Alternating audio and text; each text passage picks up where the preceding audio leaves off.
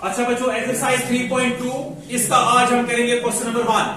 और question number 1 जो है वो हमें कहता है form the pair of linear equations in the following problems and find their solutions. सवाल कहता है हमें इक्वेशंस को फॉर्म करना है, यानी कि हमें लीनियर इक्वेशन खुद ही बनाना है और फिर उनका सॉल्यूशन निकालना है, लेकिन ग्राफिकली अलजेब्रिकली नहीं। तो पहला पार्ट है इसमें 10 students of class 10 took part in mathematics quiz.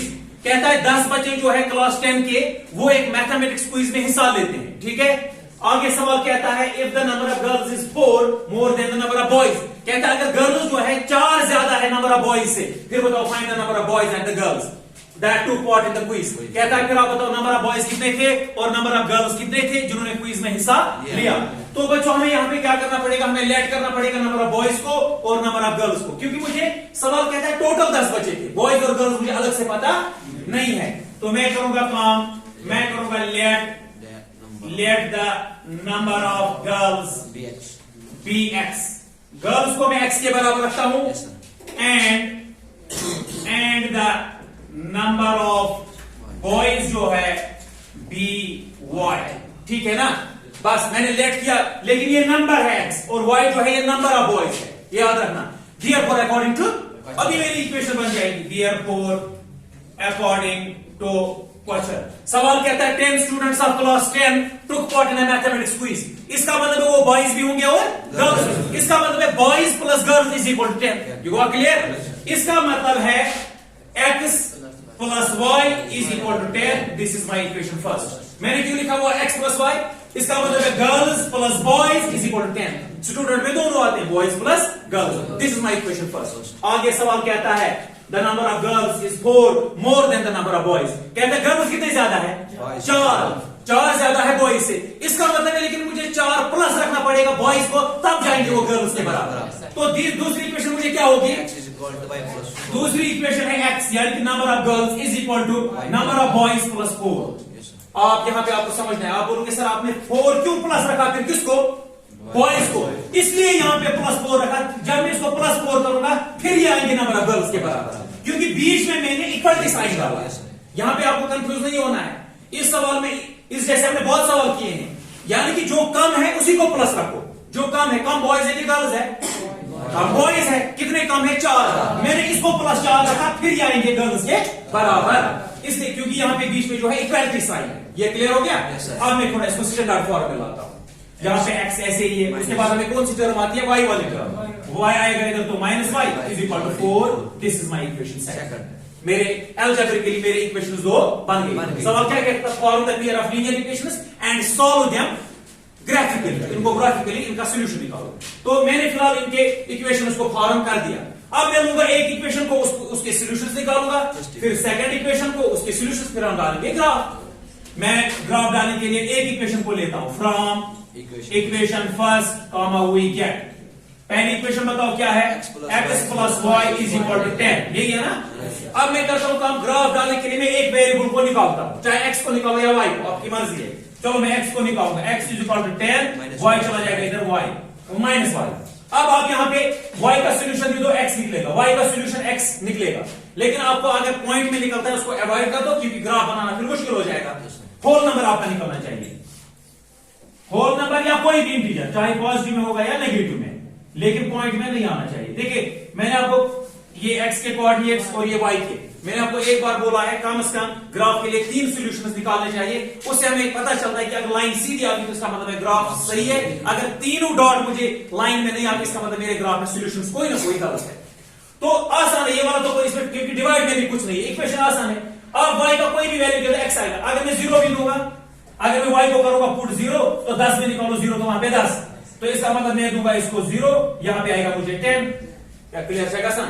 लेकिन एक बात है, ये थोड़ा बड़ा आएगा, इसको मैं छोटा सॉल्यूशन निकालूंगा, ये भी सही है, लेकिन ग्राफ में बड़ा, ये मेरा ग्राफ बड़ा बन जाएगा। तो इसलिए मैं करूंगा काम, इसको मैं अवॉइड करूंगा। इसको मेरे छोटे सॉल्यूशन निकालने के लिए मैं पुट करूंगा इसको 5। अगर मैं y को दूंगा 5, तो 10 माइनस 5 हो गया 5। जब मैंने y को 5 दिया, x भी मुझे आ गया 5। तो रफ क्लियर? मैं इस इक्वेशन में पुट कर रहा हूं, इस इक्वेशन में, यानी कि 10 माइनस 5, 10 में 5 तो 5। क्लियर? अब हम करेंगे काम, 5 के बाद हम 6 भी दे सकते हैं।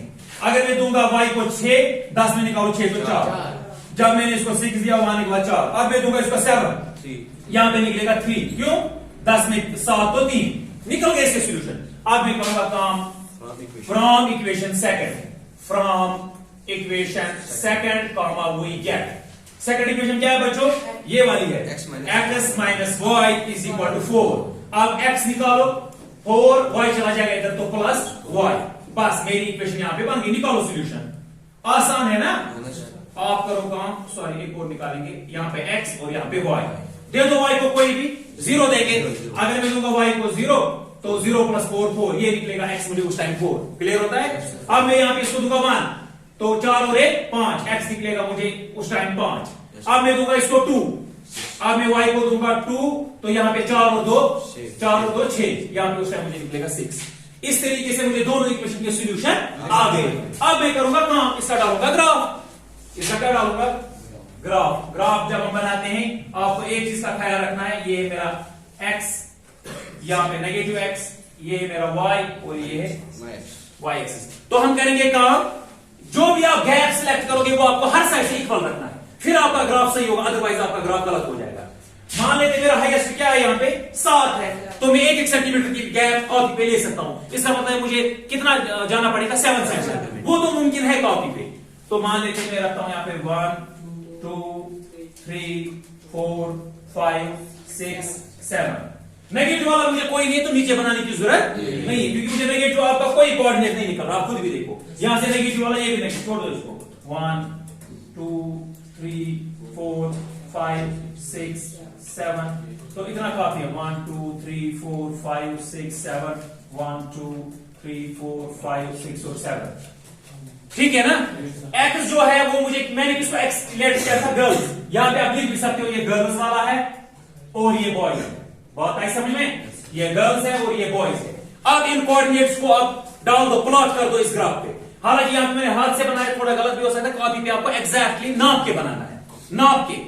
तो पहले हम इस ग्राफ के डालेंगे x5 y5, x का मतलब है 5, मैं यहां पे पहुंचा, यहां पे देख लो, और ऊपर भी इसके सीध में 5 हो जाओ, समझ लो ये वाला पॉइंट है मेरा, तो इसका लिखो वहां पे 5, वेरी गुड, कोऑर्डिनेट्स का नाम लिखो।